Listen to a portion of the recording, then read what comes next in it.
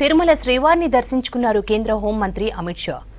ఒకలామాత guest house నుంచి ఆలయానికి చేరుకున్న అమిత్ షాకు ఆలయ మర్యాదలతో స్వాగతం పలికారు టీటీడీ అధికారులు. ఉదయం నైవేద్య విరామ సమయంలో కుటుంబ సమేతంగా స్వామివారిని దర్శించుకుని మొక్కులు తీర్చుకున్నారు అమిత్ షా. దర్శనం తర్వాత రంగనాయకుల మండపంలో అమిత్ షాను వేద పండితులు ఆశీర్వదించి స్వామివారి తీర్థ ప్రసాదాలు అందించారు. అమిత్ షా పర్యటన సందర్భంగా భారీ భద్రతా ఏర్పాట్లు చేశారు పోలీసులు.